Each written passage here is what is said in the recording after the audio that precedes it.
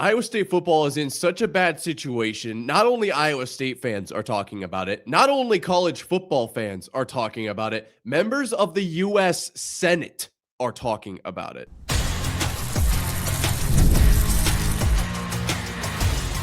You are Locked On Cyclones, your daily podcast on the Iowa State Cyclones, part of the Locked On Podcast Network, your team every day.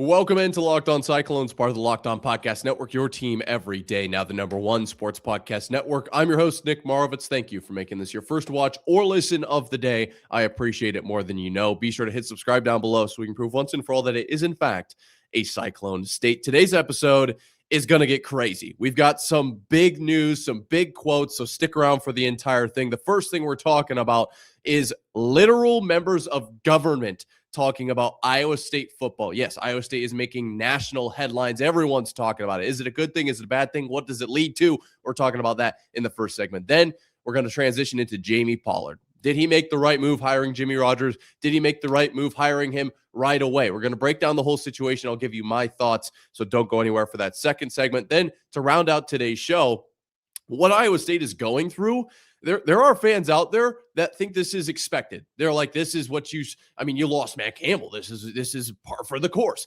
Is that a good thing? Is that maybe how college sports are supposed to be? We're going to break down that entire situation to round out today's show. But before we get that far, today's episode is brought to you by Game Time. Download the Game Time app, create an account, and use code LOCKEDONCollege for $20 off your first purchase. First thing we have to talk about is the fact that Iowa State is making some national, and I mean actually, we could probably even say global headlines. And I did not expect it to be like this. I mean, I know covering this every single day just how bad this is for Iowa State, the situation we're looking at with the transfer portal.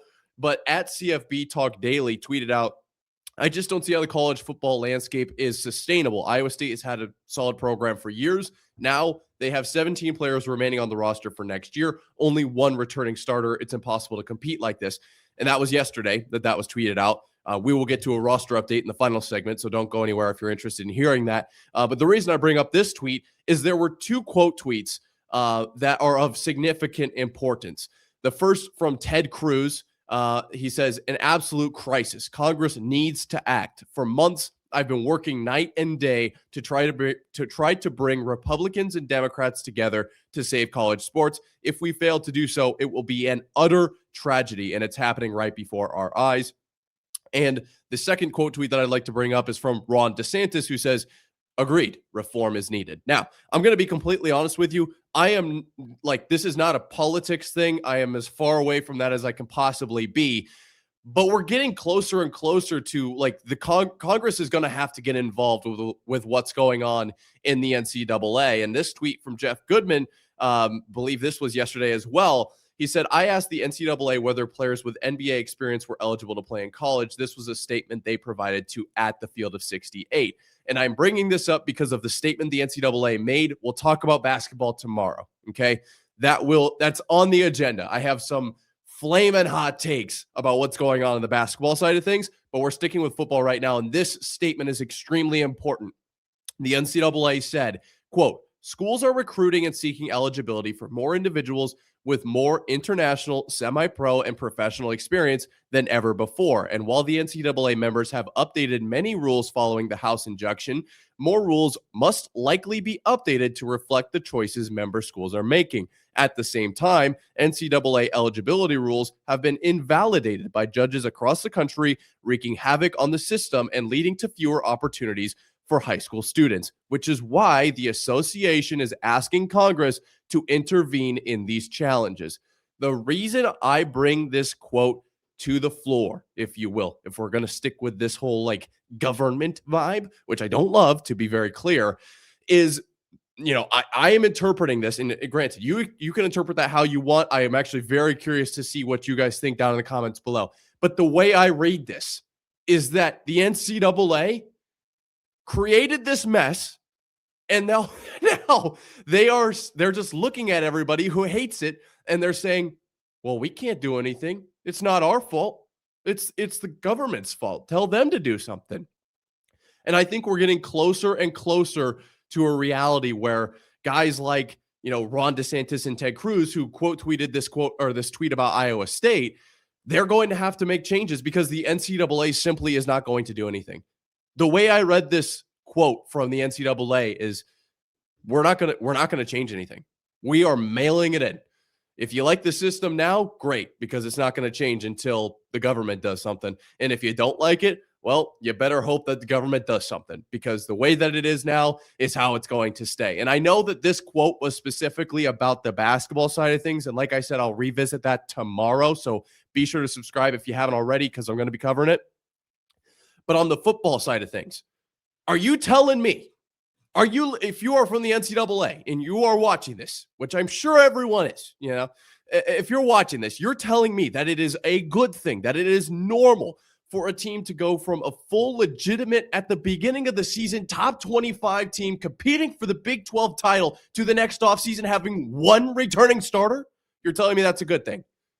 If you tell me that's a good thing, I'm sorry, but all the rest of your takes are completely invalidated. I don't think that that's fair to the sport at all. And not even just Iowa State. I might be talking about this like Oklahoma State, I believe, has more transfers than Iowa State.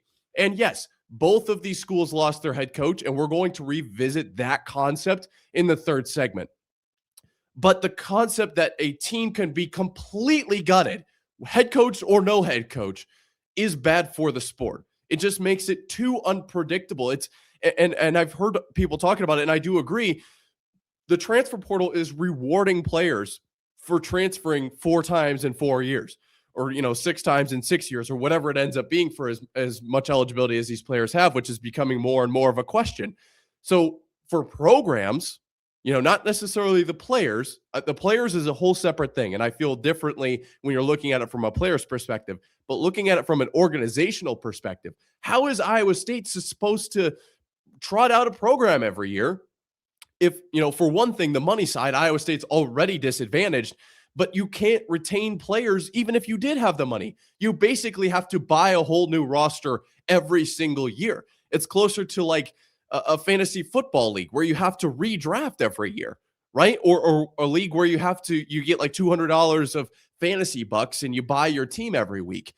It's not the same as it was, with some sort of like a dynasty league in fantasy, right? Where you can keep players and you might lose a few because there was always guys who transferred in college like forever, but they had to sit out. There was a penalty, so it wasn't as many guys who were transferring, but you kept a decent portion of your roster. And I know fantasy football isn't a perfect one-to-one comparison here, but my point is, this is not working. This is not working. And do I love that politics have to be involved? Me personally, no. I'm going to be honest. I don't like that. I don't love that. It doesn't feel like that needs to be the case, or it should be the case. But now we've reached a point where I think it might actually have to happen, because the NCAA has basically said with that quote, sorry, guys, I don't know. We don't love it either. We don't love it either, but we don't want to be sued, and we will lose. So, just hope for change in the government. And it does look like we might be getting some, at least, attention in the government towards this issue, with Ted Cruz and Ron DeSantis actually getting, being public on Twitter about this. And what does that mean? I don't want to talk politics. That's a totally different issue. Whether they're tweeting about it or not, what that means. But the fact that Iowa State is on the national, basically, media front for losing all of their players is, simultaneously, honestly, a good and a bad thing. It's bringing attention to the situation, but also it's showing that Iowa State has it really, really rough right now. And we'll talk more about that in the third segment, just how bad it is, and whether that's expected or should be, or what the state of college football kind of is right now. So stick around for that. But right now, my initial thoughts on like Ron DeSantis and Ted Cruz commenting on Iowa State and the state of college football. I hope change comes. Whether it's from the government or from the NCAA, I guess I don't have an opinion at this point. I just want something to change, because what we're doing isn't sustainable, one, for Iowa State, but I don't think it's sustainable for college football as a whole either. It feels like, and this is, a topic for another day, but it feels like college football has gotten so far away from what college football was we have reached, this is no longer college football. We have reached a new level of something. I don't even know what you call this. And so I'm curious, what would you call college football down below? What do you think about Iowa State's roster, Ted Cruz, Ron DeSantis, this whole situation? Let me know in the comments below, because this is it's just, everything about this is shocking, and every day it gets crazier and crazier. So I appreciate you guys for coming back every single day and making this your first watch or listen. You guys are the real ones. Let's switch it up a little bit and talk about Jamie Pollard, something much closer to Iowa State as opposed to the organization as a whole. I have some major questions that I am going to answer coming up right here after this. But first, a word from our friends over at Game Time. There's nothing like college football season, tailgates, packed stadiums, and being right there in the middle of it all. The energy, the bands, the momentum you remember forever, but actually getting tickets, that part used to be frustrating with long queues, logins, and prices jumping at checkout. That's why Game Time gives the advantage back to the fans. It's the easiest way to unlock amazing college football tickets and experiences in just a few taps. I opened the Game Time app to look at some upcoming college football games, and boy, is the app incredibly easy to use. I went from browsing to buying tickets in just a few minutes. The zone deals really stood out to me. You pick the section and Game Time picks the seats. There's not a whole lot of contemplation. I knew exactly what I was getting. And one of my favorite features that Game Time does is that Game Time allows me to view the view from my seat before I buy it. I don't do so good with the maps. They really just show me exactly what I'm going to see, and I know exactly what to expect. So take the guesswork out of buying college football tickets with Game Time. Download the Game Time app, create an account, and use code LOCKEDONCollege for $20 off your first purchase. Terms apply. Again, that's code LOCKEDONCOLLEGE for $20 off. Download the Game Time app today.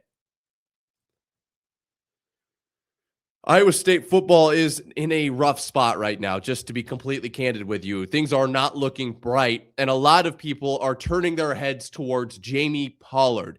Has he made the right decisions in the last few weeks? Well, we're going to answer those questions right here, right now at Locked On Cyclones, part of the Locked On Podcast Network, your team every day. But first, I want to thank you for making Locked On Cyclones your first listen of the day. Thank you for making Locked On the #1 sports podcast network. If you haven't already, go check out our new Everydayer Club. I have the link in the description or the show notes if you're listening down below, or you can just go to, if you have a notepad and pen ready, lockedoncyclones.supercast.com and to learn a little bit more. But in the super condensed version, you get ad-free audio feed for Locked On Cyclones on wherever you listen to your podcasts, and you get an invite to the members-only Locked On Everydayer Club Discord server. It's a great deal. Just go ahead and check that out. You can get it by the month or save and get it by the year. The new year's coming up. Might as well get it for all of 2026. I feel like that's a majorly awesome decision. So shout out to you for making this your first watch or listen every day. Just wanted to let you guys know about what we're doing. Let's dive into Jamie Pollard here. And Jamie Pollard has been on the hot seat for really quite a while, but it kind of picked up exponentially around December 5th when it turned out that Matt Campbell was leaving for Penn State. Feels like that was just yesterday, to be completely honest. I can't believe it's been almost an entire month of no Matt Campbell. But once, Matt Campbell, we found out Matt Campbell was leaving, and then about 15 seconds later, found out that Jimmy Rogers was our new head coach. There have been some real conversations about Jamie Pollard. A lot of stuff posted on message boards, a lot of comments directed at me. Look, I get it. There's a lot of rumors floating around and things that are being said. All of that, I'm going to be as loud as it's getting for Jamie Pollard. None of that is related to what we're talking about today. What we're questioning today is the decision-making that has been made by Jamie Pollard in the last month or so. Okay. And especially around the Jimmy Rogers situation. For one, did he make the decision of the hire too quickly? It hasn't really panned out for Iowa State. And two, did he make the wrong decision hiring Jimmy Rogers? Was that maybe the wrong call? The reason we're even having this whole conversation is the portal opens on Friday, January 2nd. Okay. Right now it is Tuesday, December 30th. We have 3 days until the transfer portal opens. And Iowa State has a ridiculous number of players in the portal. We talked about it in the first segment. Just nobody left. There is nobody left. It has now become a national media story.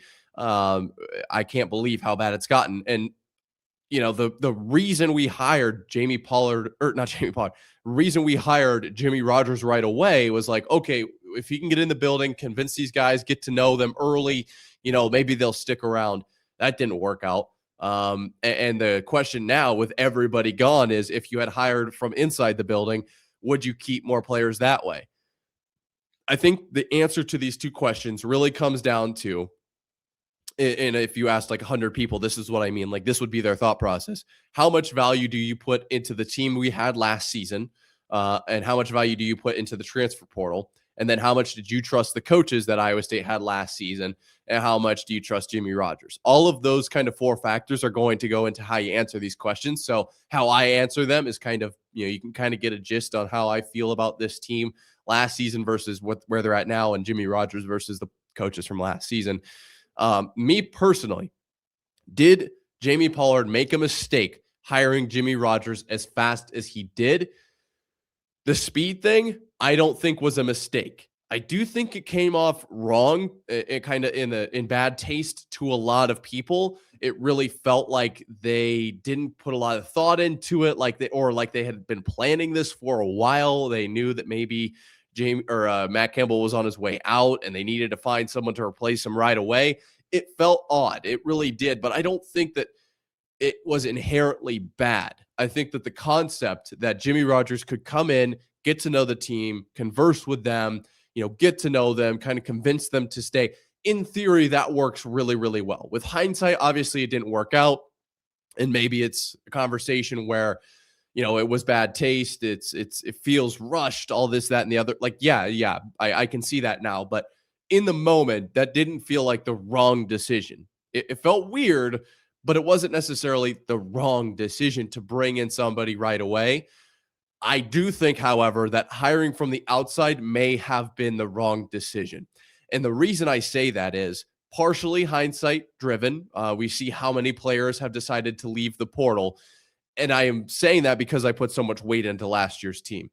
The number of names that are on the list of transfers for Iowa State is ridiculous. But what's even worse is the number of stars, the number of players who are high talent level, right? Guys like Caleb Bacon, even just from this last list I was talking about, Marcus Neal, Trey Bell, I thought was legitimate, Cooper Ebel, Kale Prezina, all guys on the defensive side of the ball, Hansen, Rocco, Bramer Burkle, I'll go to Chase Sowell, now enter the portal. We'll talk about that in the third segment. Brett Eskelson, the list goes on. All of the top tier talent that Iowa State had, and some of the legitimate top tier talent in all of college football, is now gone. You had to know there was going to be a risk of that when you bring in a new guy, when you bring in someone who is not a part of Matt Campbell's system. And the conversation of, did Matt Campbell pull all of these players, we'll answer in the third segment. You were going to lose some players if you lost your head coach regardless. I understand that. But there were guys who were familiar with the way Iowa State ran things, and they like the way that Matt Campbell ran their program. If you chose a Taylor Mauser, if you chose John Haycock, obviously retired, but maybe he would have chosen to stick around in coaching for a while longer had you chosen for him to be the head coach. I think there's something to be said about you would retain slightly more talent. So I'm not saying that Jimmy Rogers is a bad hire. I think he works out in the long run for Iowa State. But right now, with how ugly it looks, with how many guys are in the transfer portal, I think you can make a legitimate argument that Pollard probably should have hired somebody from the inside. Was it supposed to be Mauser or Haycock? I can see the argument that either of those guys would have really panned out. I can see what Pollard was saying about, I want Mauser to have some head coaching experience.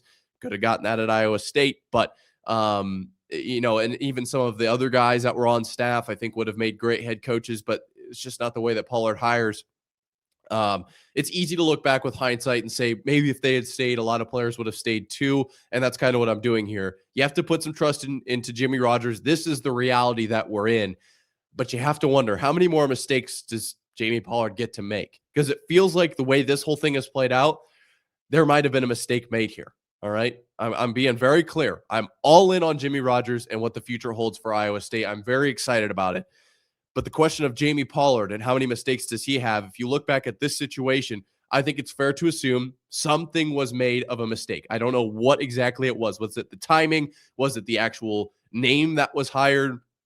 All at the end of the day, all it led to was a massive exodus of high-level talent for Iowa State, and bringing high-level talent in is something that we know Iowa State struggles with, especially in the financial department, something that Jamie Pollard himself has been very vocal about. So you can answer the question down below. I'm curious what you think. Is Jamie Pollard kind of on his last, thin ice situation here? Does he basically get one more mistake? I would argue this was, the way this whole thing played out so far has been a mistake. Maybe in the next 5 years, it'll end up being a success. But for right now, boy, does it look bad. Boy, oh boy, does it look bad. And we're going to talk about exactly how bad it looks and really what this means for all of college football coming up right here after this.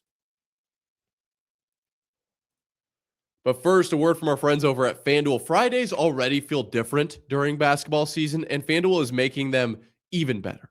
Every Friday night before the games tip off, FanDuel gives fans a new way to kick off the weekend with NBA Happy Hour. NBA Happy Hour is your official pregame, a limited time window where special offers drop right inside the FanDuel app before the action starts. Fridays from 6 to 7:30 Eastern, it'd be 5 to 6:30 Central, have become appointment viewing with NBA Happy Hour. Opening the FanDuel app during happy hour always brings something new. Boosts, bonuses, and surprises. It's easy to check the weekly special before tip-off and make a move before the window closes. The timing is perfect. Right before the games, right before the weekend starts. It adds energy to Friday night basketball without having to overthink it. So before tip-off, check the FanDuel app and see what's dropping during NBA Happy Hour every Friday from 6 to 7:30 Eastern or 5 to 6:30 Central. A little basketball, a little action, and a whole lot of Friday energy. That's NBA Happy Hour only on FanDuel, the official sportsbook partner of the NBA. Time to break down the situation that Iowa State is in as far as players go here at Locked On Cyclones, part of the Locked On Podcast Network, your team every day. We have been talking about this for weeks, really just about since when Matt Campbell left on the 5th of December, a day that I think a lot of Iowa State fans will remember for a long time. But it just keeps getting worse. And I will say this, if you lose everybody on your roster, eventually you're going to run out of players. So the latest wave of guys who are transferring out is much smaller. I have a 4-name list. Carson Brown, Elijah Carnell, and then both of the Sowell brothers, Chase and Hunter Sowell, are transferring. That brings the list to a ridiculous number that I can't even count. Like I've said before, counting not my strong suit. But the reason I wanted to talk about this today is with what the first segment was that we brought up and how viral Iowa State football has gone. A lot of people, and it's concerning how many people are looking at this. And if they're not an Iowa State fan, they're basically saying, well, that's what happens. That's what happens when you lose your head coach now. And I wanted to talk about this because, for one, I don't think that's fair. And for two, why is that the expectation now? You lose your head coach, you lose your whole team. Is that fair? That doesn't feel right.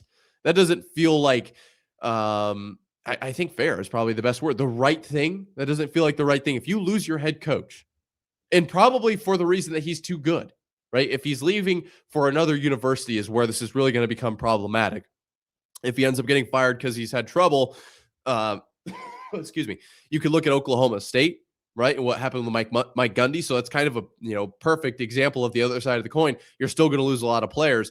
But if your coach is too good, like Matt Campbell was, and he leaves, it's fair for your entire team to leave? No. I'm going to sit here and tell you right now that that's not fair. That should not be the expectation, and change needs to happen. And as far as Iowa State goes, Matt Campbell left. It would make sense that his entire team would leave.